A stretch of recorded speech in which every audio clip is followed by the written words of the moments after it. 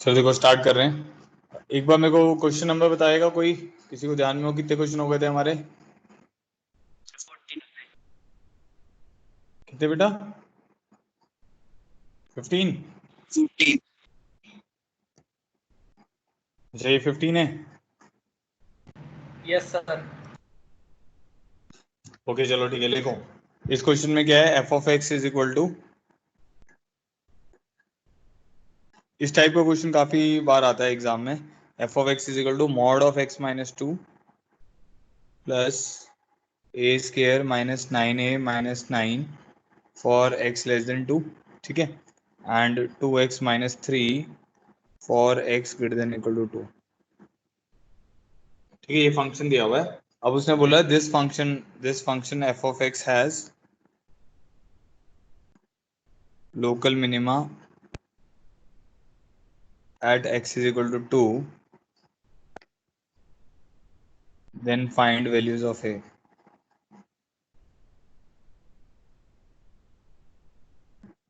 ठीक है, ऐसा है। तो इस फंक्शन का 2 के ऊपर लोकल मिनिमा है और वो क्या कह रहा है, ए की वैल्यूज फाइंड करो। चलो देखते हैं इसको, मैं बताता हूँ पहले क्या करना है इसमें। कुछ नहीं, इसको ग्राफिकली कर लेते हैं हम लोग। ग्राफ से बहुत जल्दी हो जाएगा ये वाला प्रॉब्लम। तो mod of x minus two है, तो हम क्या करेंगे, जैसे इसका ग्राफ बना लेते हैं। तो ये वाई एक्सिस मान लेते हैं, ये हमारा एक्स एक्सिस हो गया। ठीक है, ये ओरिजिन मान लेते हैं। अब वो क्या कह रहा है कि mod of x minus two है for X less than two. तो जैसे यहाँ पे 1 है, यहाँ पे 2 है, यहाँ पे 3 है, यहाँ पे 4 है, -1 है।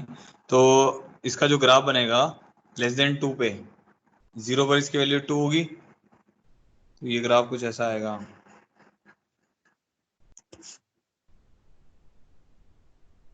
और 2 पर इसकी वैल्यू 0 को जा रही होगी। ठीक है। अब अच्छा, मैं क्या कर रहा हूँ ना, मैंने इसको ये जो ए स्केयर -9a-9 है ना, इसको टी मान लिया। और अभी जो मैं ग्राफ बना रहा हूँ उसको मैं टी इक्वल टू 0 लेके ग्राफ बना रहा हूँ। तो टी इक्वल टू 0 पे ये वाला ग्राफ क्या हो जाएगा, mod of x minus two का ग्राफ हो जाएगा। For X less than two ऐसे ग्राफ बनेगा। ठीक है। अब एक्स ग्रेटर देन टू पर, ग्रेटर देन इक्वल टू 2 पर उसका ग्राफ है 2x माइनस 3। तो 2 पर इसकी वैल्यू कितनी आ रही है, 1 आ रही है। तो 2 पर इसकी वैल्यू 1 आ रही है, क्लोज भी आ रही है क्योंकि यहाँ पे ओपन है। और 3 पर इसकी वैल्यू आ जा रही है 3, तो ये ऊपर चला जाएगा। तो ये कुछ इस टाइप का ग्राफ बन जाएगा। तो ये ग्राफ हो गया हमारा 2x माइनस 3 का। और ये वाला जो ग्राफ हो गया, ये हमारा ग्राफ हो गया मॉड ऑफ एक्स माइनस 2 का। ठीक है। अब उसने क्या बोला है कि भाई आपको ए की वैल्यू निकालनी है। अगर ए की वो वाली वैल्यू निकालो अगर इस फंक्शन का x इक्वल टू 2 पे लोकल मिनिमा आए। तो अभी अगर आप करंटली अभी इसकी सिचुएशन देखेंगे, तो अभी तो इसमें लोकल मिनिमा नहीं है। क्यों नहीं? क्योंकि इसके क्रॉस अगर मैं छोटा सा इंटरवल लेता हूं तो इस पॉइंट पर मिनिमम वैल्यू नहीं है। तो अब हमें ये सोचना पड़ेगा कि टी की किन वैल्यूज के कारण 2 पर इसकी लोकल मिनिमम वैल्यू आ जाएगी। ठीक है। उसके लिए बहुत सिंपल सी बात है, अगर आप इस ग्राफ को नीचे की डायरेक्शन में लेके जाते हो तो लोकल मिनिमा तो आएगा नहीं, क्योंकि अभी भी क्या है कि इस इंटरवल में इस पॉइंट के ऊपर मिनिमम वैल्यू नहीं है। ये पॉइंट तो यहाँ पे क्लोज है ना। तो लोकल मिनिमा कब आएगा, जब आप इस ग्राफ को ऊपर लेके जाओगे। और कितना ऊपर लेके जाओगे वो अब हमें देखना है। जैसे मान लो मैं इसको यहाँ पर ले गया, जब ये जो डॉट है, जो ओपन वाला पॉइंट है, ये इसी पॉइंट पे 1 पे आके बैठ जाए, तो उस केस में क्या होगा, आपका ऐसे आप इसको ऊपर लेकर गए और वो ओपन वाला 1 पर ही आके बैठ गया। और उसके आगे जो जो इस तरफ वाला ग्राफ है वो यहाँ पर क्लोज है, वो ऐसा बन जाएगा। तो अब जब ऐसा ग्राफ बन गया तो इस पॉइंट पे लोकल मिनिमा आ गया ना, 2 के ऊपर लोकल मिनिमा आ गया। ठीक है। तो ये समझ आ रहा है कि टी की वैल्यू 1 तो हो सकती है। 1 से छोटी होगी तो क्या होगा, उस केस में ऐसा ग्राफ बनेगा, उस पे लोकल मिनिमा नहीं आएगा। अच्छा, अब देखते हैं कि टी की वैल्यू 1 से बड़ी हो सकती है कि नहीं हो सकती है। देखो टी जो है ना वो इसमें ऐड हो रहा है। अभी टी इक्वल टू 0 लेके ग्राफ बना रहे हैं, टी इस फंक्शन में ऐड हो रहा है। तो जैसे जैसे टी की वैल्यू को पॉजिटिव करोगे ये ग्राफ ऊपर चलता रहेगा। तो टी की वैल्यू 1 के ऊपर वो इस कॉन्फ़िगरेशन में आ जाएगा, जो ये वाली कॉन्फ़िगरेशन है। क्योंकि टी अगर आपका 1 होता है, जैसे आपने इसको टी माना हुआ है, तो आप क्या करो, टी की वैल्यू को 1 रखो और एक्स की वैल्यू को 2 रखो। तो 0, 2 माइनस 2 इज 0, 0 प्लस 1 इज 1, तो वो आपका 1 पे आके क्लोज हो जाएगा। समझ पा रहे हो? ठीक है। अब टी की वैल्यू को अगर इससे बड़ा लेके जाओगे तो क्या होगा, वो ग्राफ ऐसा बन जाएगा आपका, और इसके साथ आपका ये क्लोज बन जाएगा ऐसे। ठीक है। तो अब इस केस में भी लोकल मिनिमम आ रहा है कि नहीं आ रहा है? आ रहा है लोकल मिनिमम। अगर ऐसा ग्राफ है आपके पास तो इस केस में भी तो लोकल मिनिमम आएगा हमारे पास। ठीक है। तो हमें ये देख के समझ आ रहा है कि टी की जो वैल्यू होनी चाहिए वो क्या होनी चाहिए, ग्रेटर देन इक्वल टू 0 होनी चाहिए, अगर हमें 2 के ऊपर इस फंक्शन का लोकल मिनिमम लेकर आना है। दोबारा से सुनो एक बार। मॉड हमें क्या था इस फंक्शन में, वो कह रहा है कि a की वैल्यू निकालो अगर इस फंक्शन का 2 के ऊपर मिनिमम है। तो मैंने क्या किया, ये जो वैल्यू थी इसको t मान लिया और t को 0 लेके मैंने ग्राफ बना दिया। तो t को 0 लेके ग्राफ क्या बनेगा, x लेस देन 2 पे mod x minus 2, x greater than equal to 2 पे 2x माइनस 3। ठीक है जी, ये ग्राफ बना लिया। फिर हमने देखा x इक्वल टू 2 पे हमें लोकल मिनिमम चाहिए। तो अभी करंट सिचुएशन पे तो लोकल मिनिमम नहीं आ रहा है। कब आएगा लोकल मिनिमम, जब ये वाली जो लाइन है, जो लेफ्ट हैंड साइड वाली लाइन है, 2 के लेफ्ट हैंड साइड पे जो लाइन है, वो जाके ऐसे बैठ जाए, या तो ऐसे बैठ जाए कि भाई ये वाली लाइन ऐसे गई और इधर से ऐसा ग्राफ है तो इस पे लोकल मिनिमम आ गया, या वो वाली लाइन ऊपर जाके बैठ जाए, तब भी क्या होगा, ऊपर भी जाएगी तब भी उस पॉइंट पर क्या आ जाएगा, लोकल मिनिमम आ जाएगा। तो इससे हमें ये समझ आ रहा है कि भाई टी को क्या होना पड़ेगा, ग्रेटर देन इक्वल टू 0 होना पड़ेगा। नहीं, ग्रेटर देन इक्वल टू 0 नहीं, ये गलत लिखा हुआ है, सॉरी मैंने। यहाँ पे टी को क्या होना पड़ेगा, ग्रेटर देन इक्वल टू 1, क्योंकि टी 1 पर तो यहाँ पे आके बैठेगा, टी 1 पे तो यहाँ पे आके बैठेगा, तो उस पे लोकल मिनिमम आएगा। 0 पर तो अभी है ही, इसके ऊपर क्या होगा, इस पे भी लोकल मिनिमम आ जाएगा। तो टी की कंडीशन क्या आएगी, T should be greater than equal to 1। अब टी क्या था हमारा, A square minus 9a minus 9 should be greater than equal to 1। सबको समझ आ गया ग्रेटर देन इक्वल टू 1 क्यों है, क्योंकि इक्वल टू 0 पे तो लाइन यही रहेगी, तो इस पे तो लोकल मिनिमम नहीं है। बट जैसे आप टी को 1 करोगे तो वो यहाँ पर जाके ओपन हो जाएगा और ये ग्राफ 1 यूनिट ऊपर जाएगा ऐसे। ठीक है, तो ये ऐसा बन जाएगा, इस पॉइंट पे लोकल मिनिमम आ जाएगा। अब 1 से बड़े केस में भी कैसा बनेगा, 1 से बड़े केस में इस टाइप का ग्राफ बनेगा और उसका उस पॉइंट पे लोकल मिनिमम रहेगा। तो ये बन जाएगा A square minus 9a minus 10 should be greater than equal to 0। तो a minus 10 into A plus 1 इसके फैक्टर हो गए, क्योंकि वी का हम लोग को आता है। तो a less than minus 1 union a greater than equal to 10, ये इसका आंसर हो गया। तो हमारा जो फाइनल आंसर आएगा वो आएगा माइनस इन्फिनिटी से माइनस 1 यूनियन 10 से इन्फिनिटी। ठीक है, देख लो एक बार, किसी को कोई कंफ्यूजन है तो बताओ मुझे। अगर क्लियर हो गया तो ऑल क्लियर कर दो इसको और इमोजी बना दो। किसी को डाउट है तो बताओ, मैं दोबारा बताता हूँ फिर।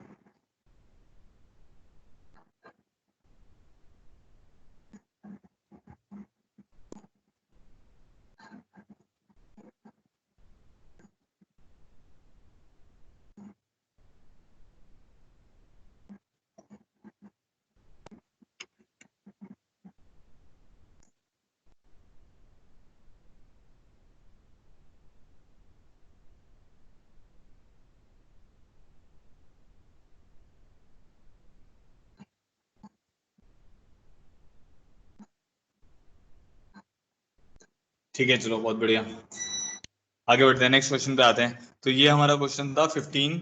ध्यान रखना D greater than equal to 1 था इसमें। प्रॉब्लम 16 पे आते हैं। प्रॉब्लम 16 में है हमारे पास F of x is equal to 0 two X square T square minus 5t plus 4। बस एक ही क्वेश्चन है, इसके बाद हमें टॉपिक पढ़ना है। एक और क्वेश्चन है इसके बाद, मतलब 2 की पावर 2 प्लस ई की power T D T. Find local maximum local minimum, find points where local maximum slash local minimum of F of x.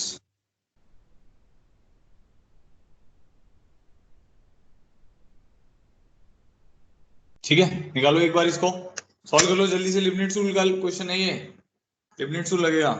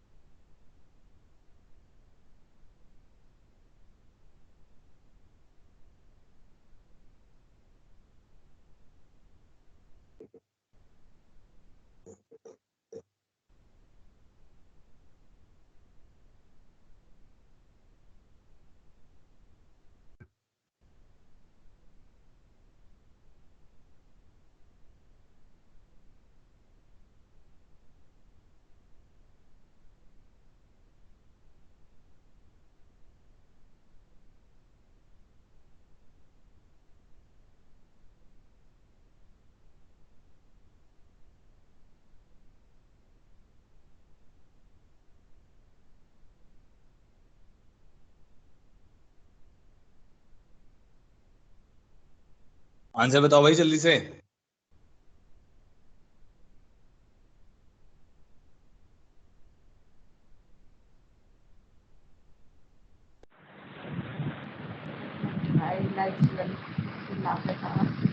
इलायची इलायची। हाँ।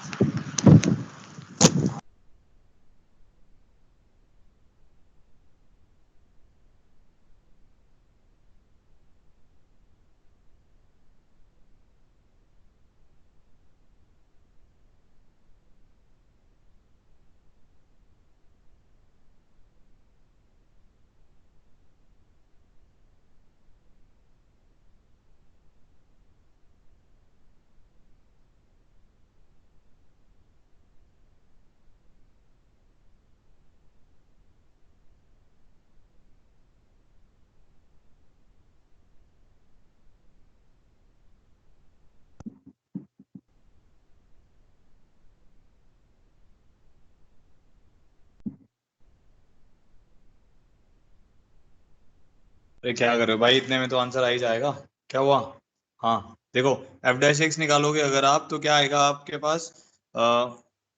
इसका, इसमें क्या करेंगे, लिमिट्स लगाएंगे तो आ जाएगा x4 - 5x² + 4 इंटू 2x, ठीक है। और नीचे आ जाएगा 2 + e⁻x²। बस ये खत्म हो गया एफ डैश एक्स, ये आ गया एफ डैश एक्स।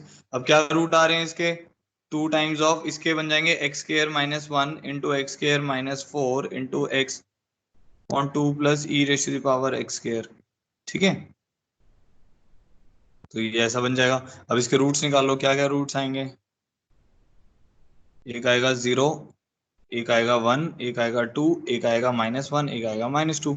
इसके +-1 +-2 0, तो ये ऐसा हो गया, ठीक है। यहाँ पे इन्फिनिटी आएगा, यहाँ पे -∞ आएगा।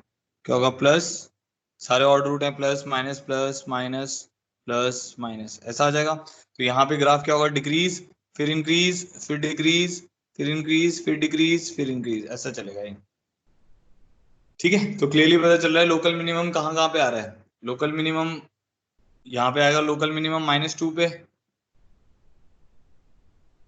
ठीक है। -1 पे क्या आएगा? Local maximum.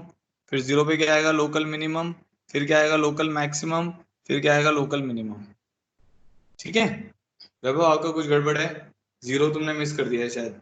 लिमिट टू लगेगा तो उसमें एक्स के का डेरिवेटिव भी आएगा ना, 2x, ठीक है। हाँ, तो लोकल मिनिमम कहाँ कहाँ पर आ रहा है? Local minimum at x = -2, 0 and 2 पे आ रहा है। और लोकल मैक्सिमम कहाँ कहाँ पे आ रहा है? Eight x = -1, 1।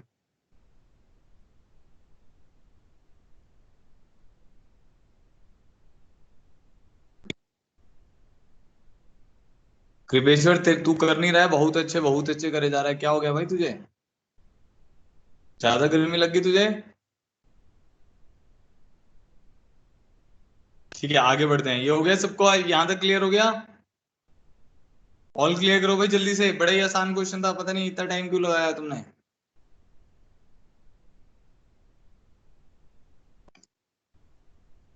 ठीक है, चलो आगे बढ़ते हैं। नेक्स्ट आते हैं प्रॉब्लम 17 पे। प्रॉब्लम 17 में क्या है? Find local maxima / local minima of f of x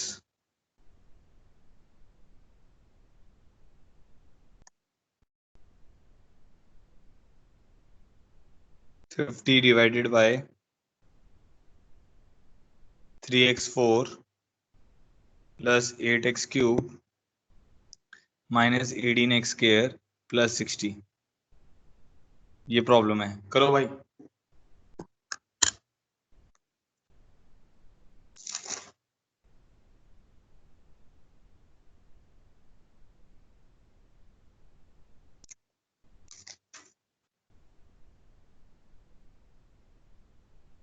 जल्दी जल्दी कर लो भाई, सबकी प्रैक्टिस हो जाएगी इससे।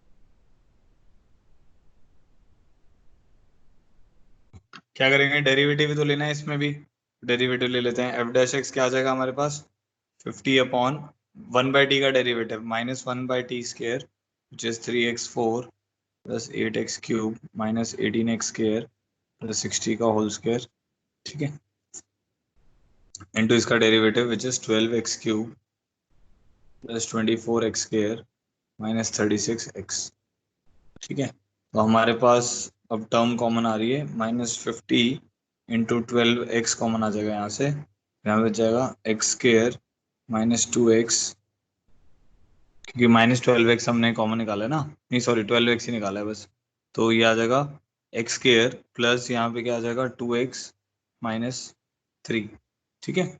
और यहाँ पर नीचे तो ये टर्म आ जाएगी, इस टर्म का क्योंकि परफेक्ट स्क्वायर है तो ये ज्यादा होल स्क्वायर हो गया ना, तो ये टर्म तो हमेशा पॉजिटिव रहेगी, तो रूट्स भी आएंगे, उस पर साइन चेंज नहीं होगा, तो इसलिए इस पे टाइम स्पेंड डिनोमिनेटर पे रूट्स वूट्स निकालने की जरूरत हमें पड़ेगी नहीं।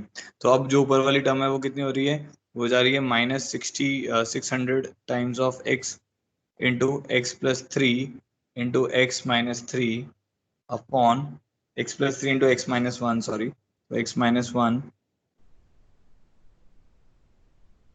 ठीक है, डिवाइडेड बाय ये वाली जो भी टर्म है डिनोमिनेटर का होल स्क्वायर। तो हमारे पास रूट्स कौन कौन से आ रहे हैं, एक हमारा है पास आ रहा है -3, एक आ रहा है 0 और एक आ रहा है 1, और हमने ऐसे इसको प्लॉट कर लिया, इधर इन्फिनिटी इधर -70, क्योंकि नेगेटिव साइन है तो माइनस प्लस माइनस प्लस, यहाँ पे ग्राफ इंक्रीज करेगा यहाँ डिक्रीज करेगा, फिर इंक्रीज करेगा फिर डिक्रीज करेगा, ठीक है।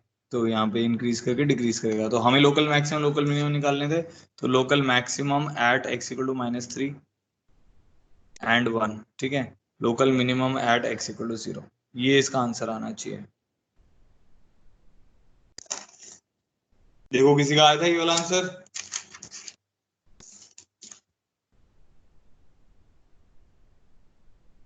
नहीं हर्ष आपका सही नहीं आ रहा है,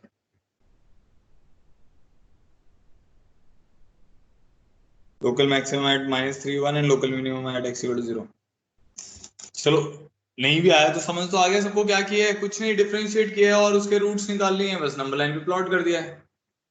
क्लियर है सबको यहाँ यहाँ तक, ये वाला प्रॉब्लम क्लियर हो गया।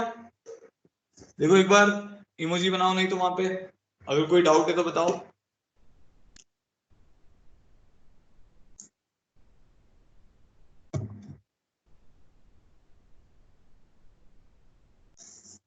ठीक है, और किसी को देखो,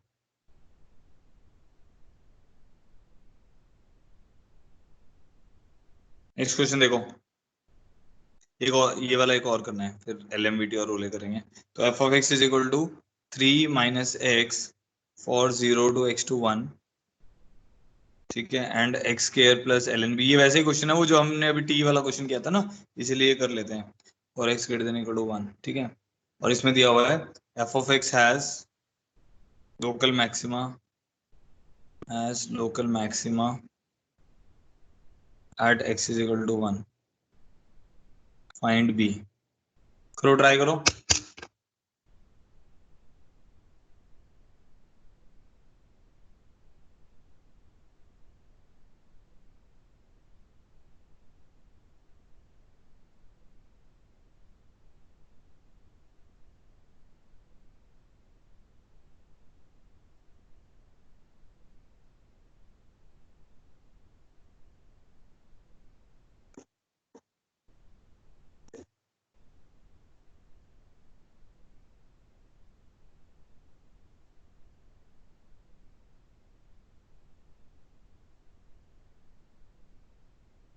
आंसर निकालना है भाई सबको इसका, b की वैल्यू निकालनी है, करो करो जल्दी से।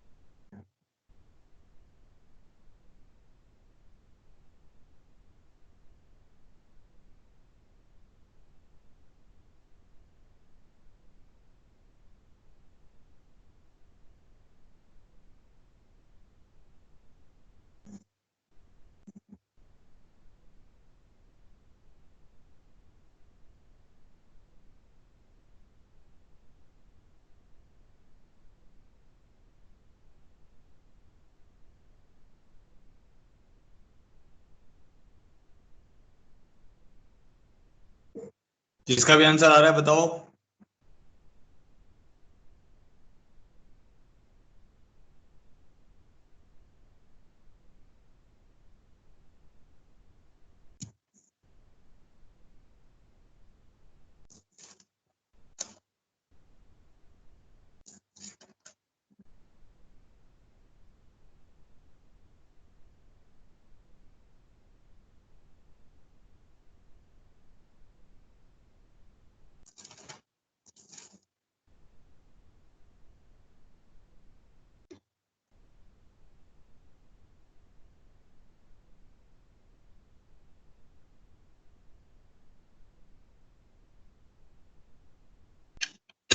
B02 E close, 0 open E close, हाँ सही आया हर्ष आपका। और देखो भाई, और किसी का आ रहा है 0 से E क्लोज।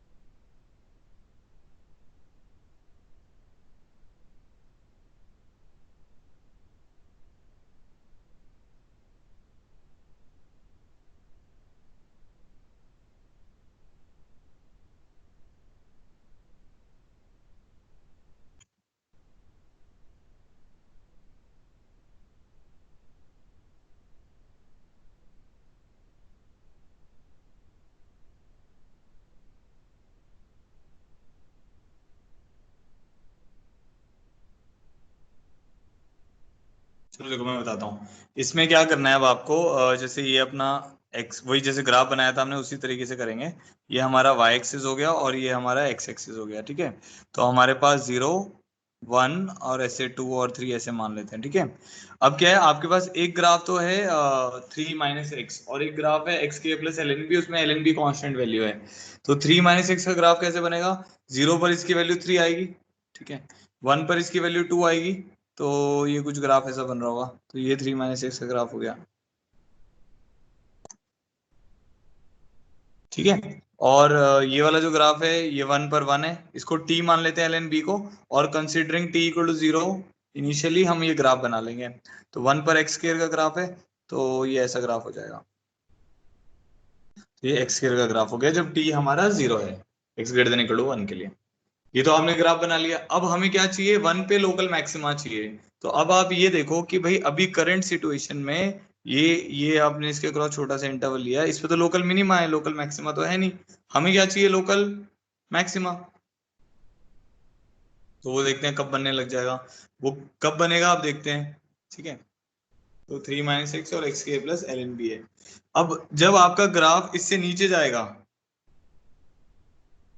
लोकल मैक्सिमा बोला हुआ है ना इसने।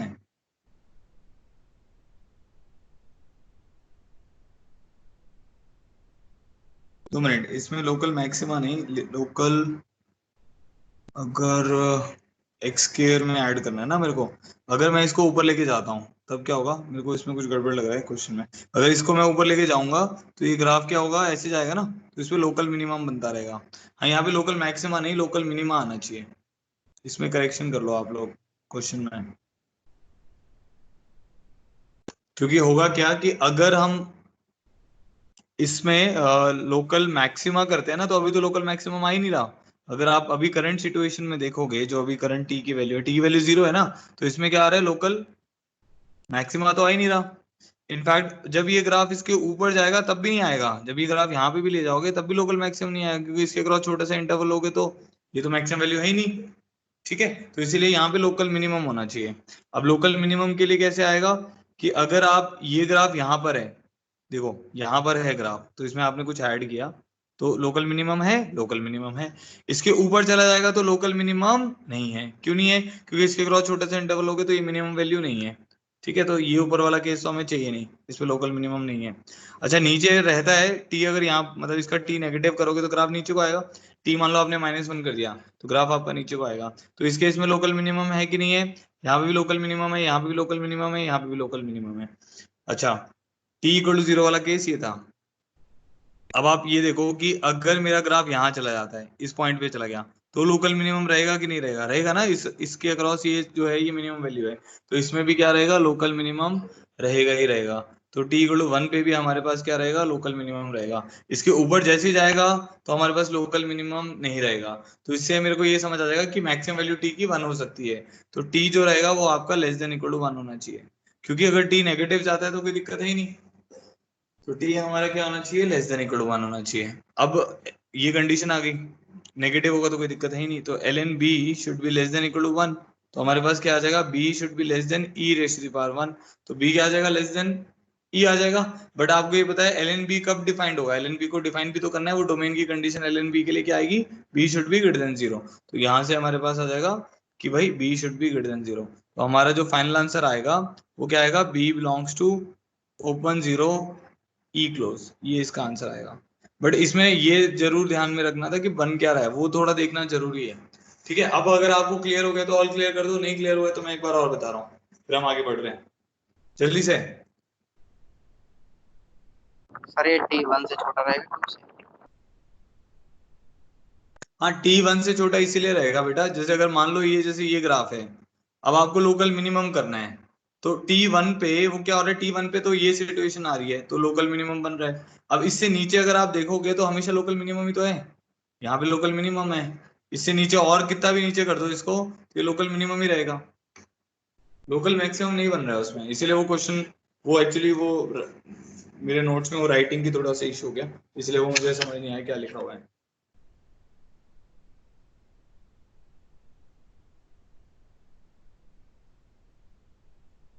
ठीक है, कोई दिक्कत किसी को भी? ठीक है, काफी बच्चों को क्लियर हो गया है। आगे बढ़ते हैं। तो अब हमारे 18 क्वेश्चन हो गए, ध्यान रखना। अब हम आगे बढ़ रहे हैं लेग्रेंजे मीन वैल्यू थ्योरम पे। तो अब इस चैप्टर में ना जैसे कैलकुलस में 3 ज्यादा इंपॉर्टेंट थ्योरम्स है। एक तो है इंटरमीडिएट वैल्यू थ्योरम जो आपने कंटिन्यूटी में पढ़ी थी, एक है एलएमवीटी और एक है रोलेस थ्योरम। तो अब जो रोलेस थ्योरम और एलएमवीटी है वो हम पढ़ने वाले हैं। तो यहाँ पर सबसे पहले हम स्टार्ट कर रहे हैं लेग्रेंजेस मीन वैल्यू थ्योरम।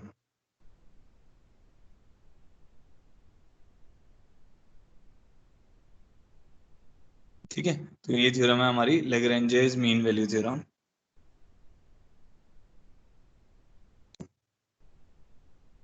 अच्छा, इसको शॉर्टकट में हम बोलते हैं एलएमवीटी।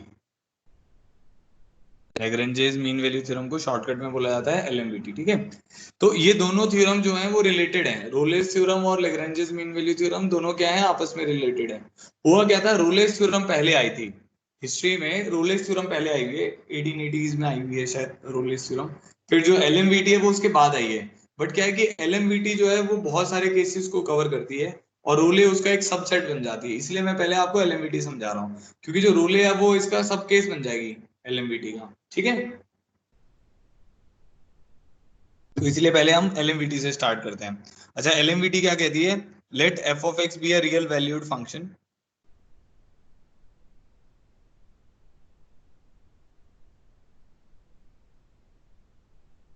Late F of x be a real valued function defined on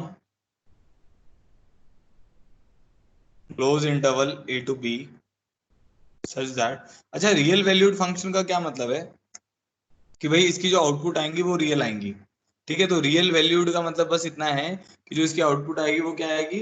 real आएगी। तो F of x be A real valued function defined on close interval A to B such that F of X follows two conditions. उसको ये follow करनी ही करनी है। Such that पहली condition क्या है? F of x is continuous on close interval A to b, is continuous on close interval A to b.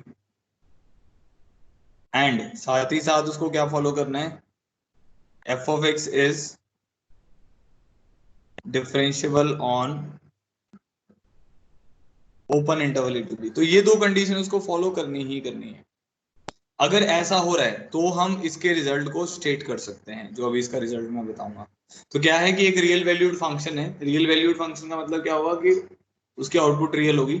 ठीक है, तो एक फंक्शन होगा, एक्स की एक वैल्यू पर वाई की एक ही वैल्यू आनी चाहिए।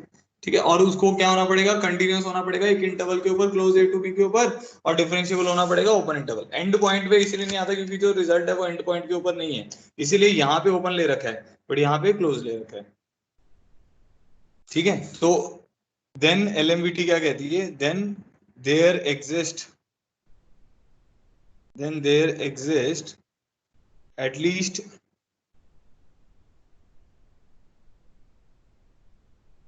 One x is equal to C one X equal to C मान लेते हैं, there exist at least one X equal to C where C belongs to open interval a to b such that f dash c is equal to f of b minus f of a upon b minus a। तो ये इसका result है। ठीक है, then there exists at least one x equal to c where c belongs to a open interval a to b such that f dash c is equal to f of b minus f of a upon b minus a। इसका क्या मतलब है मैं आपको explain कर रहा हूं। तो मान लो मेरे पास जैसे ये y एक्सिस है और ये मेरा x एक्सिस है, ठीक है, और ये मेरे पास a है और ये मेरे पास b है, दो पॉइंट है A और B। तो अब जो हमारा वो क्या कह रहा है कि जो फंक्शन है let f of x be a real valued function defined on closed interval a to b such that, तो ये जो फंक्शन है कुछ ऐसा ऐसा मान लेते हैं इसको कि ये कुछ इस टाइप का फंक्शन है, कंटिन्यूअस और डिफरेंशियल बनाया तो स्मूथ सा बना देते हैं, ऐसा बना दिया हमने। तो ये वाला जो बिंदु आएगा ये क्या आएगा a कॉमा एफ ऑफ ए, ठीक है, ये वाला बिंदु क्या आएगा b comma F of b, ऐसा। ठीक है, तो हमारे पास क्या आ गया a comma F of A आ गया और b comma F of B आ गया। तो एक पॉइंट आ गया a कॉमा एफ ऑफ ए और एक पॉइंट आ गया b comma F of B. तो इसके बीच में हमारा ग्राफ कंटिन्यूअस और डिफरेंशिएबल है। एंड पॉइंट्स पे हो सकता है वो डिफरेंशिएबल हो और एंड पॉइंट्स पे हो सकता है वो डिफरेंशिएबल ना हो, हमें उससे फर्क नहीं पड़ रहा। अब वो क्या कह रहा है कि भाई आप इन दोनों लाइंस को ज्वाइन कर दो। किन दोनों लाइंस को, ये एंड पॉइंट वाली लाइंस को ज्वाइन कर दो। तो हमने इसको ज्वाइन कर दिया। तो कह रहा है कि अगर आप a से b पर जा रहे हो तो ये एंड पॉइंट्स को ज्वाइन करने वाली लाइन की स्लोप क्या होगी, इन एंड पॉइंट्स को ज्वाइन करने वाली लाइन की स्लोप क्या होगी। तो इसको से कैपिटल ए पॉइंट मान लेते हैं, इसको कैपिटल बी पॉइंट मान लेते हैं। तो जो आपका राइट हैंड साइड में ये टर्म बैठा हुआ है ये क्या है, y2 minus Y one upon X two minus X one ही तो है। तो ये slope of chord A B है हमारे पास, तो उस कर्व के लिए slope of chord A B है।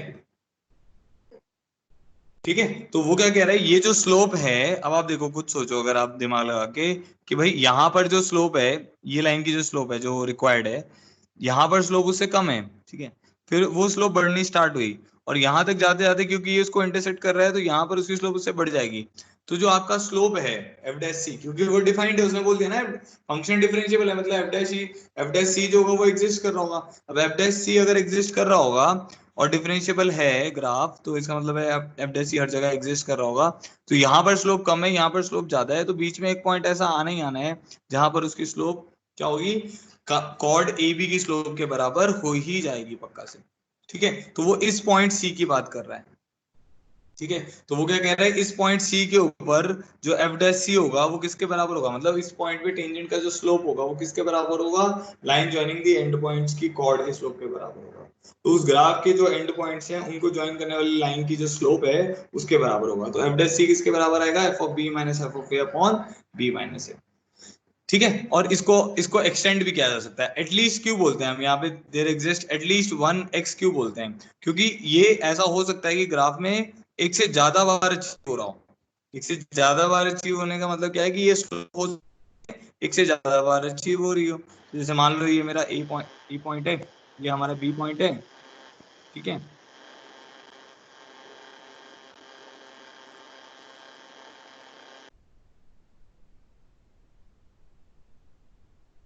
तो ये हमारा ए पॉइंट है, ये हमारा बी पॉइंट है। अब हमारे पास जो ग्राफ है वो कुछ इस शेप का है, ठीक है, वो क्या कर रहा है, वो इसमें टर्न्स ज्यादा आ रहे हैं, ऐसे ऐसे टर्न्स आ गए हैं, ठीक है, और कंटिन्यूअस एंड डिफरेंशिएबल है। तो अब क्या हो गया, ये आपका ए पॉइंट है, ये बी पॉइंट है, तो ये वाला कोऑर्डिनेट आएगा ए कॉमा एफ ऑफ ए और ये कोऑर्डिनेट आएगा b comma F of B. ठीक है, तो वो अब क्या कहना चाह रहा है कि भाई इस लाइन की जो स्लोप है, इस लाइन की जो स्लोप है वो किसके बराबर होगी, यहाँ पे स्लोप देखो, यहाँ पे स्लोप देखो, यहाँ पे स्लोप देखो, यहाँ पे स्लोप देखो, यहाँ पे स्लोप देखो। जब आपकी स्लोप इंक्रीज करके डिक्रीज कर गई, अब जैसे यहाँ पे डिक्रीज करी फिर इंक्रीज कर गई, तो डिक्रीज करके इंक्रीज करी तो बीच में तो एक जगह उसके बराबर होगी होगी ना, क्योंकि एफ डैश सी तो एग्जिस्ट कर ही रहा है। तो एफ डैश सी का जो स्लोप का जो ग्राफ होगा वो तो एग्जिस्ट कर रहा है, वो ब्रेक नहीं हो रहा है, मतलब वो एफ डैश सी कंटिन्यूस हो रहा होगा। ठीक है, तो एक जगह उससे कम होगा, फिर एक जगह जाके ज्यादा होगा, तो बीच में उसके बराबर हो गई होगा। सिमिलरली यहाँ पे स्लोप जाता हुई उस लाइन से, फिर यहाँ पे आके लाइन से कम होगी, तो बीच में इन दोनों के बीच में एक पॉइंट ऐसा आएगा ही आएगा जहां पे वो स्लोप बराबर हो जाएगी। तो यहाँ पर क्या होगा, F dash of C is equal to F of B minus F of A upon B minus A, जो मैं लिख रहा हूँ वो किस लाइन की स्लोप है, this is slope of chord A b, इसको भी ए बी कर लेते हैं। ठीक है, तो ये कॉर्ड ए बी की स्लोप है। अब ये जो सी आ रहे हैं कितने आ रहे हैं, एक सी वन यहाँ पर आ गया, एक सी टू यहाँ पर आ गया, एक सी थ्री यहाँ पर आ गया, एक सी फोर यहाँ पर आ गया, ठीक है, और एक सी फाइव यहाँ पर आ गया। तो आपको ये समझ आ गया होगा एटलीस्ट वन का क्या मतलब है, कम से कम एक सी तो रहेगा ही रहेगा on open interval A to B. कम से कम एक सी ऐसा रहेगा ही रहेगा जो जहां पर जो ग्राफ की टेंजेंट का स्लोप है वो किसके बराबर होगा, f of B minus F of A upon B minus a, provided आपका फंक्शन कंटिन्यूअस हो और वो डिफरेंशिएबल हो on the open interval A to b. अब ये ओपन इंटरवल क्यों कह रहे हैं, क्योंकि एंड पॉइंट पे हमें चेक करने की जरूरत नहीं है, हमें तो स्लोप बीच में चेक करनी है, तो इसलिए हम बोल रहे हैं कि भाई बीच में तो उसको कंटिन्यूअस होना ही पड़ेगा, और एफ डैश सी को भी जो होगा वो एग्जिस्ट भी करना होगा। ठीक है, और बीच में ए से बी के बीच में आपका जो फंक्शन होगा वो डिफरेंशिएबल होना चाहिए, एंड पॉइंट में हमें उसकी जरूरत नहीं है। अब ये बात क्लियर हो गई आपको एलएमवीटी का क्या क्या रिजल्ट है। एलएमवीटी ये कहती है, मैं एक बार और ब्रीफ कर रहा हूँ, कि हमारे पास मान लो कोई भी एक फंक्शन है जिसके आउटपुट रियल है और वो कंटिन्यूअस है close interval A to b के ऊपर, डिफरेंशिएबल है open interval A to b के ऊपर, तो उस ए से बी के बीच में एक पॉइंट ऐसा आना ही आना है जहां पे उस ग्राफ पे टेंजेंट अगर आप बनाते हो उसकी स्लोप कॉर्ड की स्लोप के बराबर होगी। वो कॉर्ड कौन सी है, कॉर्ड ज्वाइनिंग एंड पॉइंट्स। ठीक है, अब यहां तक जो मैंने बताया क्लियर है, तो ऑल क्लियर करो, फिर मैं आगे बता रहा हूँ।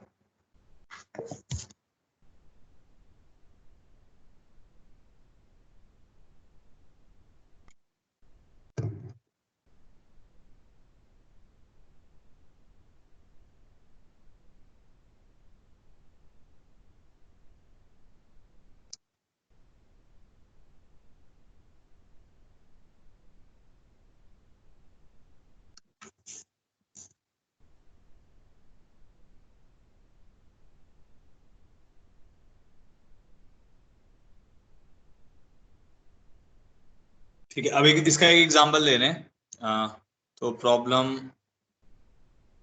एग्जांपल ही कर लेते हैं इसको। ठीक है, प्रॉब्लम का नाम नहीं देते हैं, एग्जांपल कर लेते हैं। मुझे ये चेक करना है, जैसे एलएमवीटी लगानी है मेरे को, y is equal to sine inverse x के ऊपर on the interval close interval -1 to 1। तो मेरे को इसके ऊपर क्या करना है, एलएमवीटी निकालनी है, लगानी है, मतलब इसके ऊपर एलएमवीटी लगाओ और इसके c फाइंड आउट करो। एलएमवीटी में जो c आता है वो फाइंड आउट करना है। ठीक है, तो ग्राफ तो आप जानते ही हो साइन इनवर्स x का कैसा ग्राफ होता है, एक बार मैं बना देता हूँ, x y minus x minus y, domain -1 से 1 होता है, रेंज -π/2 से π/2 होती है। तो ये जो ग्राफ बनेगा वो कुछ इस शेप का बनेगा। ठीक है, ये ग्राफ मैंने स्पेसिफिकली इसलिए लिया है क्योंकि ये उसकी कंडीशंस को बहुत प्रिसाइजली मीट करता है। ये जो ग्राफ है 1 और -1 पे नॉन डिफरेंशिएबल है, ये जो ग्राफ है ये 1 और -1 पर क्या है, नॉन डिफरेंशिएबल है। अब ये वाला पॉइंट आपका π/2 है, ये वाला पॉइंट आपका -π/2 है, तो आपकी जो लाइन ज्वाइनिंग दी कॉर्ड्स आती है वो ये वाली कुछ आएगी ऐसे, हो सकता है नीचे से जा रही हूँ, मुझे इसका आइडिया नहीं है, प्रिसाइजली नहीं बनाया। ठीक है, तो ये वाला कोऑर्डिनेट है 1, π/2, ये वाला कोऑर्डिनेट है -1, -π/2। तो ये जो लाइन आई है ए बी, इसकी स्लोप आपको क्या होगा, इन दोनों लूप के बीच में आपको मिलेगी ही मिलेगी। तो देखने पे तो ये समझ आ रहा है कि भाई ये दो पॉइंट यहाँ के आएंगे, एक पॉइंट C1 यहाँ पर आएगा, एक पॉइंट C2 यहाँ पर आएगा।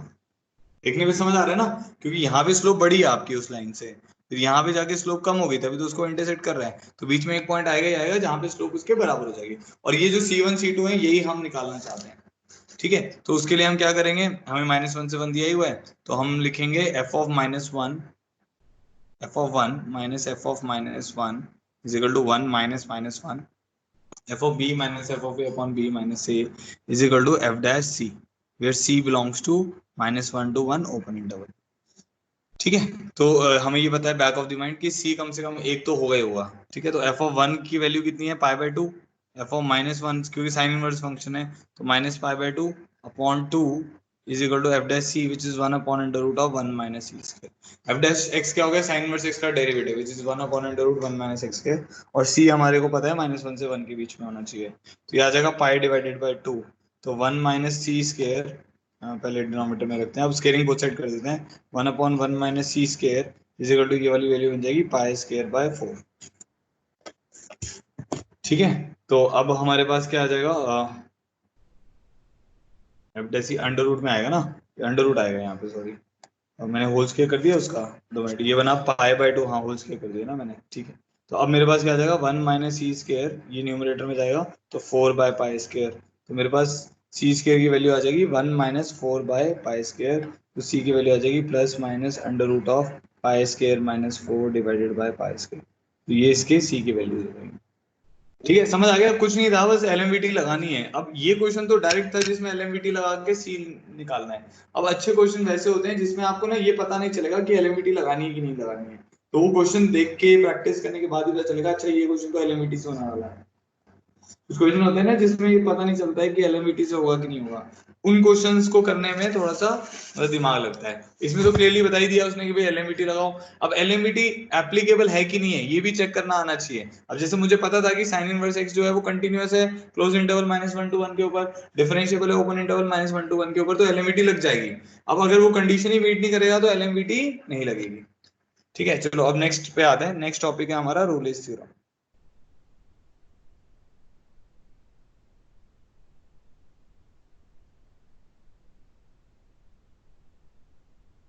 अच्छा, रोलेस थ्योरम में क्या है, let y is equal to F of x, वही सेम स्टेटमेंट है क्योंकि मैंने आपको बताया था ये उसका सबसेट ही है। Let y is equal to F of x be a real valued function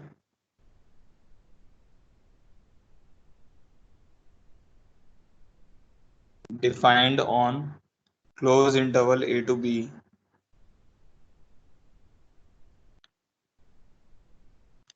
such that f of x is continuous on closed interval a to b। ठीक है, पहली कंडीशन तो क्या है कि f of x is continuous on closed interval a to b। दूसरी condition वही same है, f of x is differentiable on open interval a to b। ठीक है, तो आपको समझ आ ही रहा है, पहली दो कंडीशन तो एलएमवीटी जैसी ही है रोले में। रियल वैल्यूड फंक्शन होना चाहिए, कंटीन्यूअस होना चाहिए close interval A to b के ऊपर, डिफरेंशिएबल होना चाहिए open interval A to b के ऊपर। एंड एक और कंडीशन इसमें साथ में आ जाती है कि F of A is equal to F of B. तो ये तीन कंडीशन आ जाती है।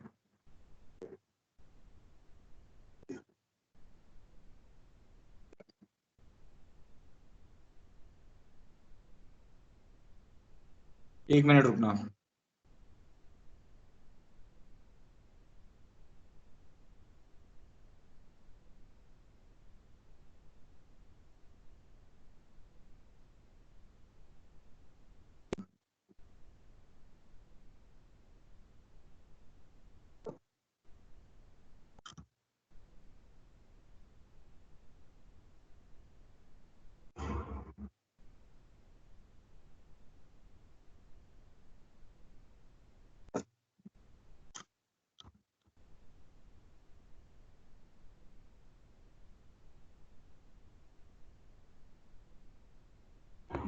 हाँ वापस आ जाओ। तो मैं कह रहा था कि एफ ऑफ एक्स भी है रियल वैल्यूड फंक्शन, जो कि हमने क्या कर रखा है, डिफाइन कर रखा है क्लोज ए टू बी के ऊपर। फिर पहली कंडीशन है continuous on close A to B, दूसरी कंडीशन है differentiable on open A to B, and third condition है F of A is equal to F of B. ठीक है जी, अब क्या करेंगे, फिर अब कंडीशन में थोड़ा सा चेंज हो जाएगा। Then there exist at least one c one x is equal to C where C belongs to open interval a to b such that f dash c is equal to 0। अब यहाँ पे 0 कैसे आ गया, चलो थोड़ा एक स्टेप और ले देते हैं। अभी अभी हमने पढ़ा था कि भाई अगर एलएमविटी लग रही है तो F of B minus F of A upon B minus A के बराबर होगा। अब तेरे को ये कंडीशन मैंने और लगा दी ना, कौन सी, कि F of A is equal to F of B होगा, तो जब F of A B is equal to F of ए हो जाएगा तो ये जीरो हो जाएगा ना न्यूमरेटर में। तो हमारी कंडीशन क्या बन जाएगी कि भाई एफ डैश सी क्या होना चाहिए, जीरो के बराबर होना चाहिए for at least one c belonging to open interval A to b. ठीक है, तो रोले का रिजल्ट क्या आ गया, बस ऐसे ध्यान रखो भाई कंटिन्यूअस डिफरेंशिएबल है और एक कंडीशन और है कि F of A is equal to F of B, तो उसमें क्या हो जाएगा, f dash c is equal to zero हो जाएगा। लॉजिक समझ आ रहा है ना? पहले आपने क्या पढ़ा, एफ डैश सी क्या था, F of B minus F of A upon B minus A. अब इसमें ए और बी बराबर हो गए, तो अगर ए और बी बराबर हो गए तो F of b is equal to F of ए हो गया और उससे एफ डैश सी की वैल्यू जीरो आ गई। अब इसके ग्राफ में भी देखो क्या चेंज आएगा, जो आपने इससे पहले ग्राफ बनाए थे वो थोड़े से इंक्लाइंड थे, वो टिल्टेड थे। अब क्योंकि एफ ऑफ ए और एफ ऑफ बी बराबर हो गया तो ग्राफ कुछ इस शेप के बन जाएंगे। ये ऐसा हो गया, ठीक है। तो ये वाली वैल्यू क्या हो गई, ए और बी की वैल्यू, तो ये ए कॉमा एफ ऑफ ए हो गया, ये b comma F of b हो गया। तो ये वाली लाइन पर क्या हो जाएगा, एफ ऑफ ए और एफ ऑफ बी बराबर हो जाएंगे, है ही बराबर, तो तब तभी एक स्ट्रेट लाइन पे आ रहा है। तो क्या होगा, इस लाइन की जो स्लोप है, line joining the end points की स्लोप किसके बराबर आ रही है, जीरो के बराबर ही तो आ रही है। ये लाइन की स्लोप जीरो है, तो आपको बीच में कम से कम एक पॉइंट मिलेगा ही मिलेगा जहां पे स्लोप जीरो होगी। उस पॉइंट को ही हम क्या कह रहे हैं, कम से कम एक सी तो हमें मिलेगा ही मिलेगा। अभी एक डायग्राम ये हो गया। एक डायग्राम और क्या पॉसिबिलिटी है कि भाई ऐसा भी बन सकता है आपका, कि भाई उसमें क्या हो गए, बल्ज ज्यादा आ गए कुछ ऐसे, ऐसा ग्राफ हो गया अब हमारे पास। अगर ऐसा ग्राफ आ जाता है, अब देखो इसमें ये आपके पास ए वाला पॉइंट आ गया, ये आपका बी वाला पॉइंट आ गया और ये f of A is equal to F of B आ गया। ठीक है, तो कुछ इस टाइप का बन गया, ये सेम ही पॉइंट मान लेते हैं सर। ठीक है, तो अब इसमें क्या हो गया, इस लाइन की स्लोप क्या है, जीरो है, तो आपको कितने पॉइंट्स पे अचीव होगी जीरो स्लोप, एक यहाँ पे होगी C1, C2, C3, C4, C5, तो 5 सी हो गए, C1, C2, C3, C4, C5। ठीक है, इन सब सी के ऊपर क्या होगा, यहाँ पे भी एफ डैश C1 जीरो था, इसमें भी क्या होगा, एफ डैश ऑफ सी आई जो होंगे ये सारे सी आई जीरो होंगे और आई इक्वल टू 1 to 5।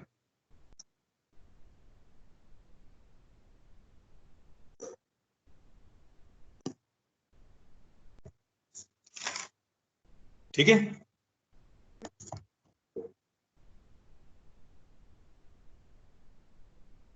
कोई दिक्कत किसी को भी, यहां तक ऑल क्लियर करो एक बार, कुछ अगर सब कुछ समझ आ गया हो तो।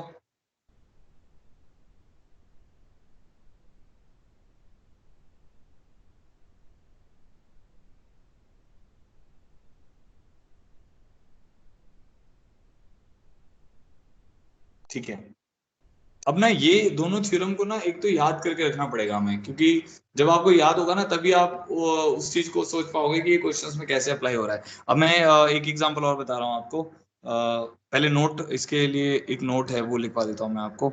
तो नोट हमारे लिए रोलेस थ्योरम के लिए है, पहला, Rolle's theorem is used to prove slash find roots of f dash x is equal to zero. देखो रोले थ्योरम का रिजल्ट क्या है, f dash c is equal to zero. तो अगर रोले थ्योरम लग रही है तो उसमें f dash c equal to zero automatically आ जाएगा। तो इसको कन्वर्सली भी यूज किया जा सकता है, मतलब ऐसा भी हो सकता है कि आपको अगर मान लो वो बोले कि कुछ रूट प्रूव करो या रूट फाइंड आउट करो किसी इंटरवल के बीच में आ रहा है, तो हम उसको उल्टा लेके रोले थ्योरम को उल्टा यूज करके ये प्रूव कर देते हैं कि भाई उसका रूट यहाँ, जैसे क्या रहा था आपके पास, f dash c equal to zero for c belonging to a to b. Result ये है ना इसका, क्या रिजल्ट है, f dash c is equal to zero for c belonging to open interval A to b. इससे क्या पता चलता है कि इसका एक रूट जो है वो कहां से कहां के बीच में आ रहा है, ए से बी के बीच में आ रहा है। तो इस रिजल्ट से हम किसी भी इक्वेशन के रूट्स निकाल सकते हैं। तो प्रूव और फाइंड करने के लिए रोलेस थ्योरम का बहुत यूज है। दूसरा, if function is differentiable, if F of x is differentiable,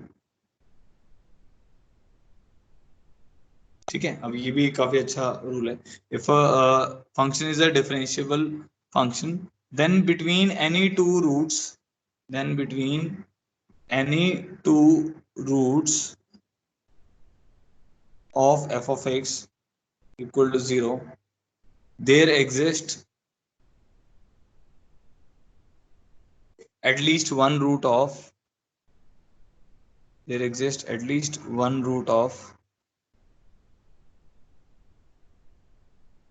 f dash x is equal to 0. तो क्या कह रहा है, if fx is differentiable function then between any two roots of f of x is equal to 0 there exists at least one root of f dash x equal to 0. इसका क्या मतलब है, देखो एक डायग्राम से मैं आपको बहुत इजीली समझाता हूँ कि मान लो एक ग्राफ है, उसके दो रूट है अल्फा और बीटा, तो ये f of x के रूट है। अब अगर ये कंटिन्यूअस और डिफरेंशियल फंक्शन है तो इसके डेरिवेटिव का, इसका डेरिवेटिव f dash x यहाँ पे एक जगह 0 होगा ही होगा ना, इन दोनों के बीच में f dash x 0 हो रहा है, ये c पॉइंट पे 0 हो रहा है f dash x, ठीक है। अब मान लो मैंने बोला f dash x दो जगह 0 हो रहा है, f dash x के दो रूट आ रहे हैं अल्फा और बीटा, तो उन दोनों रूट के बीच में अगर f double dash x exist कर रहा हुआ और f डबल डैश मतलब फंक्शन जो है जो f dash x है वो डिफरेंशिएबल है, तो f डबल डैश x के उन दोनों के बीच में कम से कम एक रूट आएगा ही आएगा। तो ये स्टेटमेंट कह रही है कि कोई भी अगर एक डिफरेंशियल फंक्शन है उसके दो रूट हैं, उन दोनों रूट के बीच में उसके डेरिवेटिव का एक रूट आएगा ही आएगा। वही तो रोले थ्योरम का रिजल्ट ही तो है, ये एक तरीके से कंक्लूजन जिसको आप बोल सकते हो, ठीक है। अच्छा, अब आते हैं कि क्वेश्चंस के ऊपर। सबसे पहले हमें करना है 19th प्रॉब्लम। अब सबसे इजी जो प्रॉब्लम बनते हैं इस पे वो ये बनते हैं कि भाई ये चेक करो इस पे रोले लगेगी कि नहीं लगेगी, तो उसमें आपको बस continuity differentiability f of a equal to F of b check कर देना है। जैसे एनसीईआरटी में ऐसा प्रॉब्लम है कि भाई ये चेक करो, वेरीफाई रोलेस, ऐसे लिख देते हैं verify Rolle's theorem, verify Rolle's theorem, ठीक है। ऑन ये कौन से फंक्शन पे करना है वेरीफाई, ठीक है। एक है मेरे पास y is equal to x square on close interval -1 to 1, next है y is equal to mod x on close interval -1 to 1, ठीक है। ये दो चीजें दोनों पे चेक करना है। तो जैसे ए पार्ट पे अगर आप चेक करोगे, आप जानते हो इसका graph y is equal to x का ग्राफ ऐसा होता है, सिंपल सा ग्राफ।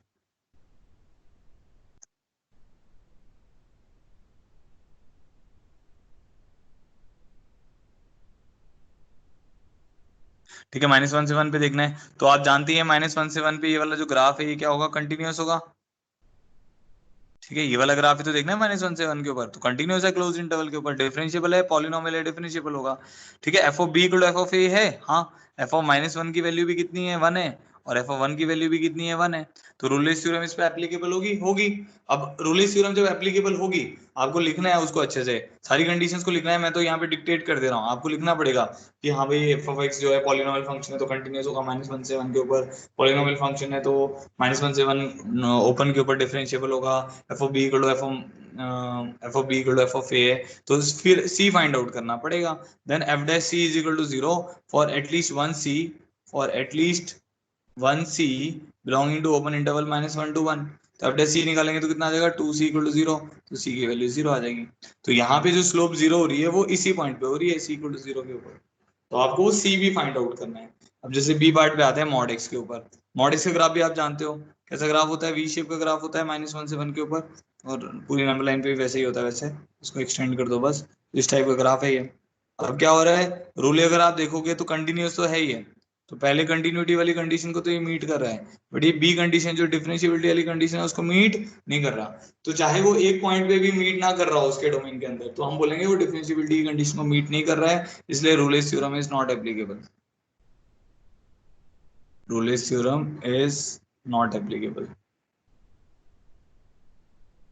ठीक है। तो इसके ऊपर रूलेस थ्योरम एप्लीकेबल नहीं है, ठीक है जी। अब थोड़े अच्छे क्वेश्चन करते हैं, तो ये तो हो गया बहुत ही बेसिक सा आपको introduction about Rolle theorem and LMVT, और उसके कुछ एग्जांपल, एक एक एग्जांपल हमने कर लिया। अब आते हैं जो मुद्दे की बात है, तो 20th क्वेश्चन कर रहे हैं, if 2a + 3b + 6c is equal to 0 है and a b c belongs to real number है, then find number of real roots of equation a x square plus b x plus c is equal to 0, ये find out करना है मैं। करो एक बार find out करके बताओ मुझे।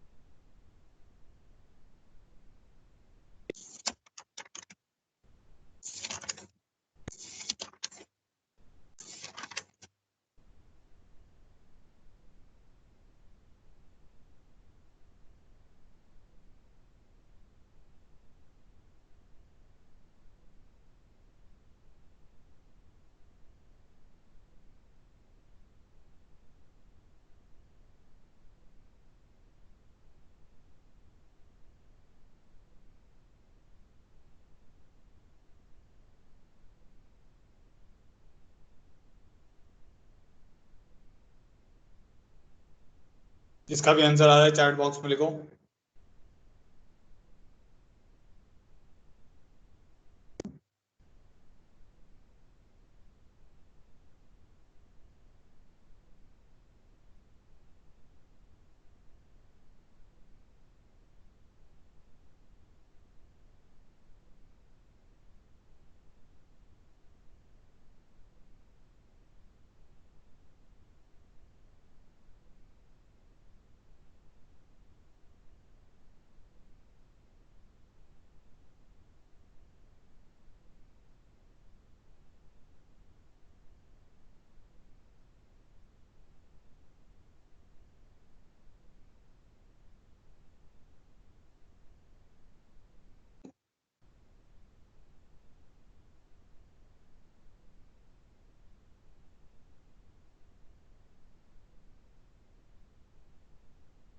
रूट ही फाइंड आउट कर लिया 1/3 और 1, नहीं नहीं। अच्छा देखो, अब अब ना इनमें क्या है कि अब जैसे जैसे आप आगे क्वेश्चन करते रहोगे ना तो आपको समझ आएगा कि इसमें काफी अच्छे लेवल के क्वेश्चन भी बन जाते हैं। आता है क्वेश्चन इसमें ना। नहीं, एक कैसे, एक तो आ ही नहीं सकता वैभव, या तो आपके क्या आएंगे, दो रियल रूट आएंगे या जीरो रियल रूट आएंगे, क्योंकि दो कॉम्प्लेक्स आएंगे, तो एक तो वन तो आंसर आ ही नहीं सकता इसका ना। आपको number of real roots find out करने हैं, वन तो आएगा ही नहीं इसका आंसर। देखो अब, तो हमने क्या किया, अब जैसे मैंने आपको बताया था कि रोलेस थ्योरम क्या करती है, किसके रूट्स इजीली फाइंड आउट करके दे देती है, एफ डैश एक्स के। तो मैंने इसको एफ डैश एक्स मान लिया।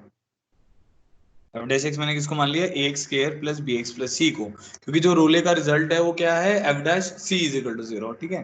तो एफ ऑफ एक्स किसके बराबर आ जाएगा, वो आ जाएगा a x cube by 3, integrate करना पड़ेगा, b x square by 2 plus c x plus d के बराबर आ जाएगा। ये आपका एफ ऑफ एक्स हो गया। D is constant of integration, तो डी हमने कांस्टेंट ऑफ इंटीग्रेशन लिख दिया। ठीक है, तो एफ डैश एक्स आ गया हमारे पास, ए एक्स के plus b x plus c, f of x आ गया हमारे पास, इसको इंटीग्रेट करके a x cube by 3 plus b x square by 2 plus c x plus d. अब मेरे पास क्या है कि भाई अब मेरे को रूट्स फाइंड आउट करने हैं ए एक्स के प्लस बी एक्स प्लस सी के। तो यहाँ पे अगर मैं देखता हूँ एफ ऑफ 0 की वैल्यू देखो कितनी आ रही है, ये पॉलिनॉमियल फंक्शन है, ठीक है। तो polynomial functions are continuous and differentiable on x belongs to r, तो कंटीन्यूअस एंड डिफरेंशिएबल तो है। अब हमें f of b equal to f of a सोचना है, तो f ऑफ 0 की वैल्यू कितनी आएगी, f ऑफ 0 की अगर आप वैल्यू देखोगे 0 0 0 और d, तो f ऑफ 0 की वैल्यू d आ जाएगी। f ऑफ 1 की वैल्यू कितनी आएगी, a by 3 plus b by 2 plus c plus d। अगर आप इसका एलसीएम लोगे तो क्या आ जाएगा, 2a plus 3b plus 6c divided by 6 plus d. अब ये गिवन है कि 2a plus 3b plus 6c जो है वो 0 के बराबर है, ये गिवन है ना में, तो इसीलिए इसकी वैल्यू कितनी आ जाएगी, plus 0 plus d is equal to d. तो एफ ऑफ 0 भी डी हो गया और एफ ऑफ 1 भी क्या हो गया, डी हो गया। इससे क्या पता चल गया कि भाई इसके ऊपर तो रूलेज एप्लीकेबल हो रही है, Rolle's applicable, Rolle's applicable for the interval, close interval 0 to 1, क्योंकि पॉलिनोमियल हो गया, कंटीन्यूअस हो गया, डिफरेंशिएबल हो गया, f of 0 is equal to f of 1 हो गया। तो हम क्या बोल सकते हैं कि इसके ऊपर अगर रूल एप्लीकेबल है देन f डैश c नहीं लिखते हैं क्योंकि c ऑलरेडी है इस क्वेश्चन में, तो f dash alpha is equal to 0 for at least one alpha belonging to open interval 0 to 1। तो हमें एक चीज समझ आ गई कि जो हमारी ये क्वेश्चन है ना, ax square plus bx plus c is equal to 0, इसको अल्फा सेटिस्फाई करेगा तो हमारे पास एक इसका रिजल्ट आ जाएगा a alpha square plus b alpha plus c is equal to 0। तो अल्फा इसका क्या हो गया, रूट हो गया। So alpha is the root of this equation. ठीक है, अब ये क्वाड्रेटिक इक्वेशन है, इसका एक रूट रियल हो गया तो दूसरा तो ऑटोमेटिकली रियल होना ही पड़ेगा ना।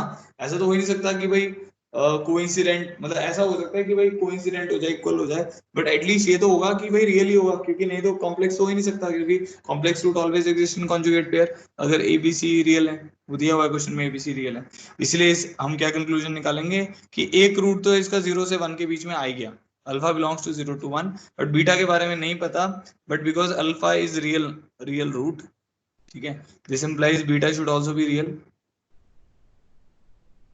एज कोफिशिएंट्स एक्स, कोफिशिएंट क्या क्या है इसके, एबीसी आर रियल नंबर्स। तो हमारे को कितने रूट्स मिल जाएंगे फाइनली, 2 रियल रूट्स। इस केस में हमारे पास कितने रूट्स आएंगे, 2 रियल रूट्स। ठीक है, तो इसी क्वेश्चन के 2 रियल रूट आएंगे। अब बताओ भाई, ऑल क्लियर कर दो अगर समझ आया, नहीं समझ आया तो भी बताओ।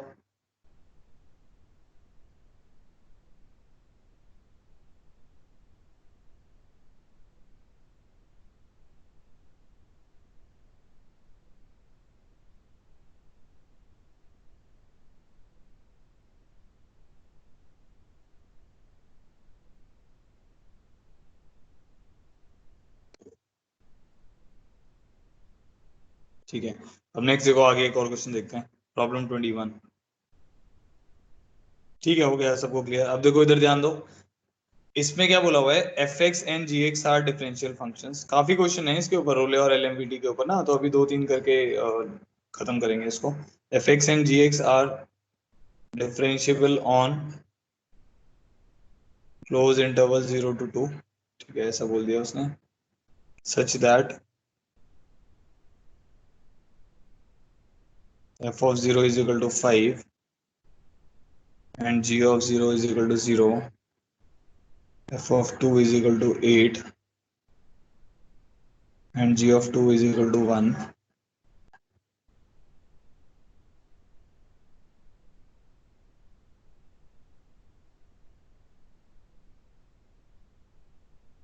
Then prove that there exists a number C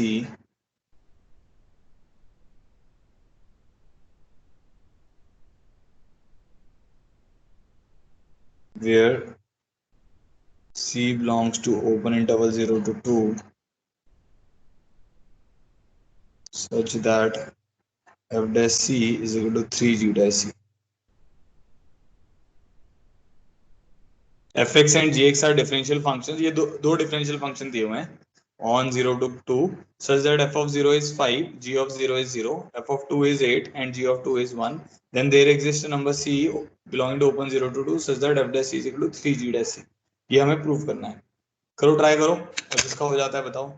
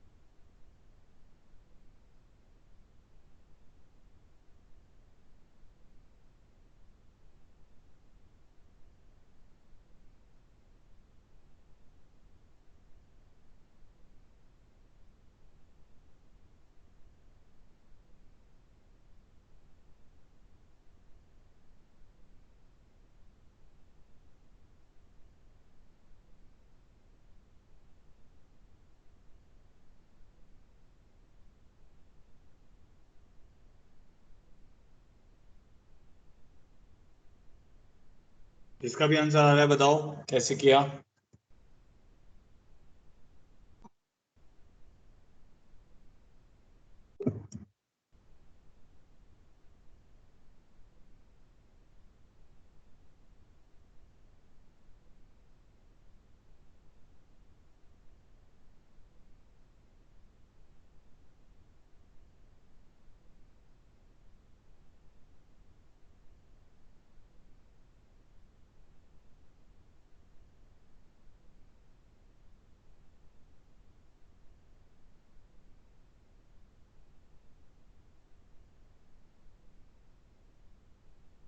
साहिल कैसे किया बताओ।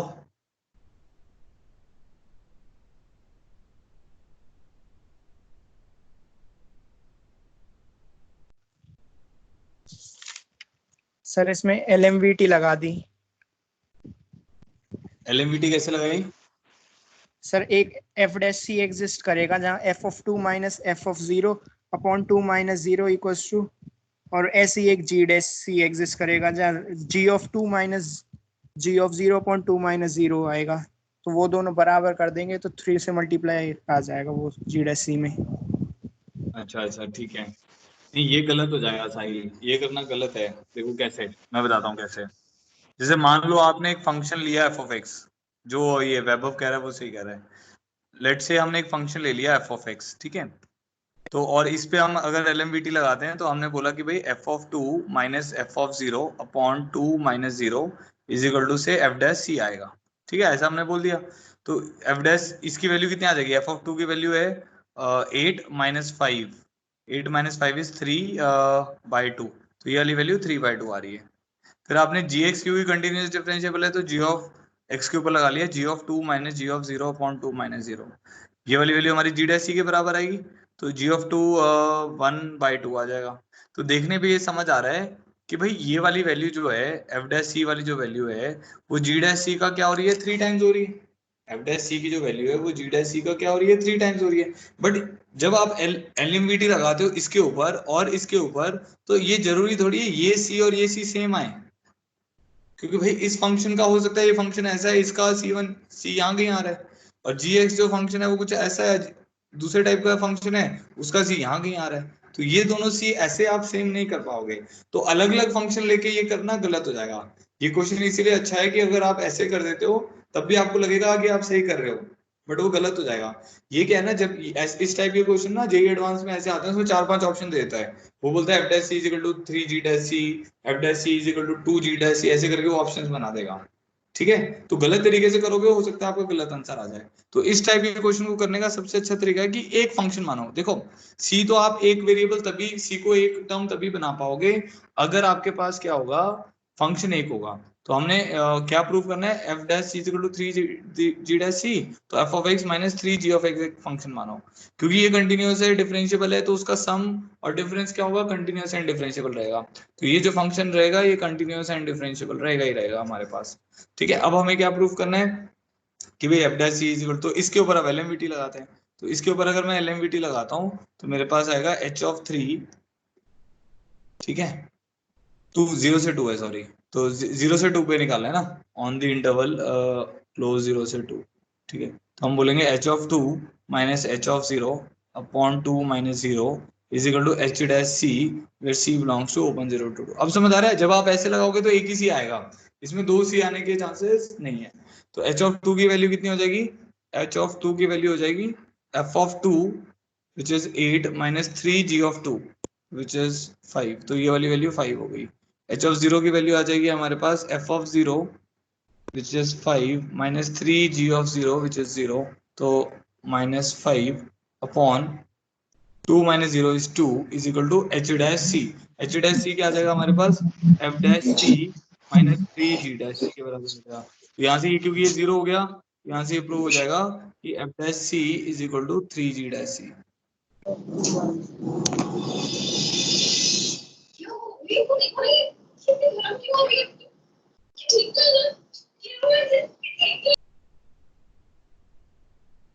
ठीक है, तो यहाँ से प्रूव हो जाएगा f dash c is equal to 3g dash C.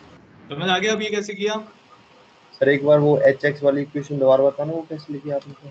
H x वो मेरे को ना, मैंने इसी को देख के मान लिया, जैसे F dash equal to 3g' दिया हुआ है ना, तो इसी को देख के मैंने ये ज्यूम कर लिया कि जो मेरा एच एक्स होगा वो क्या होगा, f of x minus 3g of x होगा। क्योंकि अगर इसका ये अगर फंक्शन लेता हूँ तो डेरिवेटिव लेने पे ये टर्म बन जाएगी ना, डेरिवेटिव लेने पे क्या टर्म बनेगी, F dash x minus 3g', इसीलिए इसको ऐसा लिया।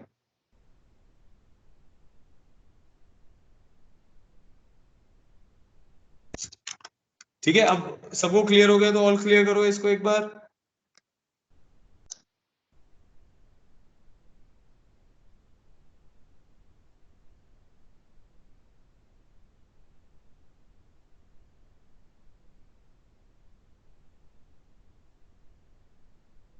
ठीक है, एक और प्रॉब्लम कर रहे हैं। Prove that the equation 1 plus x by 1 factorial plus x square by 2 factorial plus x cube by 3 factorial plus so on to xn by n factorial equal to 0, where n belongs to natural number, has no repeated root। हमें इसमें ये prove करना है कि इसमें एक भी repeated root नहीं आ सकता।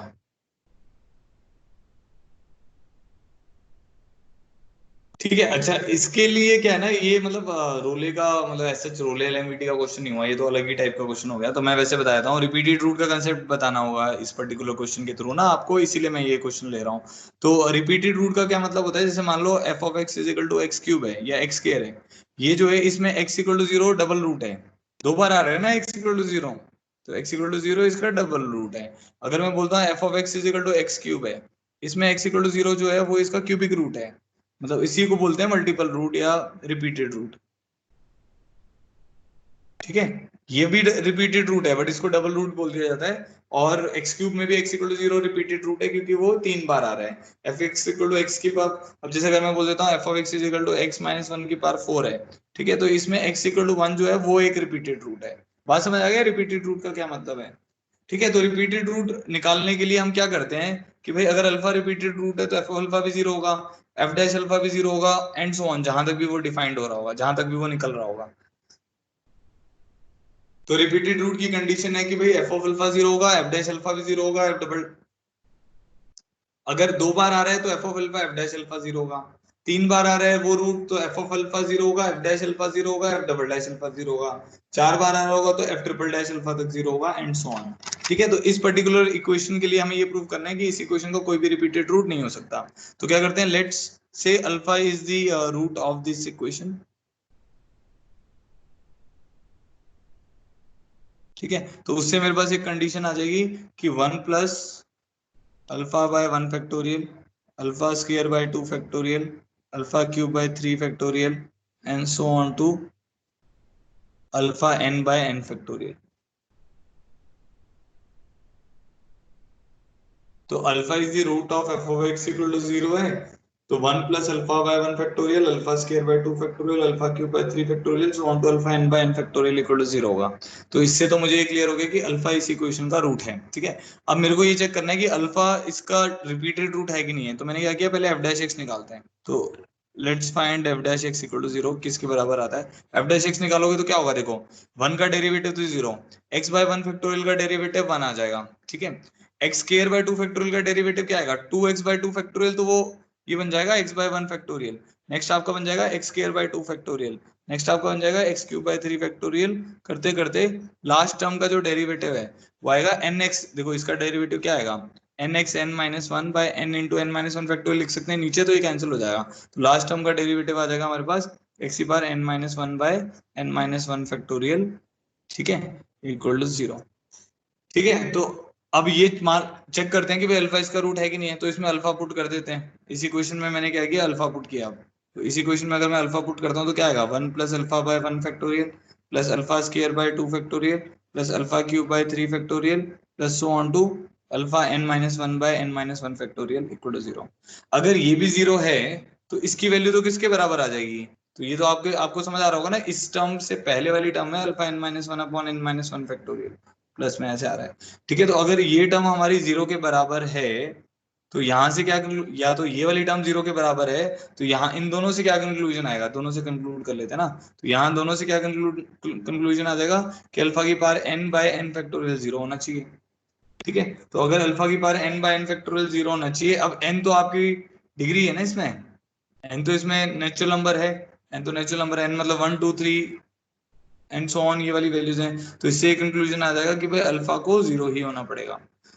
तो अगर अल्फा 0 हो सकता है कि नहीं हो सकता, ये चेक कर लेते हैं। अल्फा 0 नहीं हो सकता, देखो अल्फा अगर 0 होगा तो आप इस इक्वेशन में पुट करो, भाई अल्फा इस इक्वेशन का रूट है तो अल्फा तो सेटिस्फाई करेगा ही। आपने क्या किया, अल्फा को रिपीटेड रूट बनाने की कोशिश करी, वहां से इन दोनों से ये रिजल्ट आ गया कि भाई अल्फा की बार n बाय n फैक्टोरियल 0 होना चाहिए, तो n तो 0 हो नहीं सकता, तो अल्फा को ही 0 होना पड़ेगा। n वैसे n का तो वैसे भी कोई सेंस नहीं बन रहा ना, n या तो इन्फिनिटी, देखो अल्फा की बार n 0 कब होगा, या तो n इन्फिनिटी को जा रहा हो, अल्फा 0 से 1 के बीच में हो, और n तो नेचुरल नंबर दिया ही हुआ है, तो इस n की तो मेरे को टेंशन ही नहीं है, तो मुझे यहाँ से क्लियर हो गया कि अल्फा को ही 0 होना पड़ेगा। तो अगर अल्फा 0 हो रहा है तो वो जो मेन इक्वेशन है उसको तो सेटिस्फाई करेगा क्योंकि उसका रूट है, तो इसमें अल्फा को अगर आप 0 पुट करोगे तो 1 plus 0 plus 0 plus so on to ऐसे करके 0 आ जाएगा, तो 1 इक्वल टू 0 तो पॉसिबल है नहीं, इसका मतलब है इस इक्वेशन का रिपीटेड रूट नहीं आ सकता। हमने क्या किया, इसको कॉन्ट्रडिक्शन से प्रूव किया, मान लिया कि एक रूट इसका अल्फा है, अगर एक रूट इसका अल्फा है तो रिपीटेड रूट भी अल्फा इसका तभी हो सकता है जब f डैश अल्फा 0, ठीक है, और वो हमने प्रूव कर दिया कि वो तभी पॉसिबल है जब अल्फा 0 और अल्फा 0 इसको सेटिस्फाई नहीं कर रहा, इसीलिए इसका रिपीटेड रूट नहीं आ सकता। ठीक है जी, अब देखो यहां तक क्लियर है तो ऑल क्लियर कर दो सब लोग।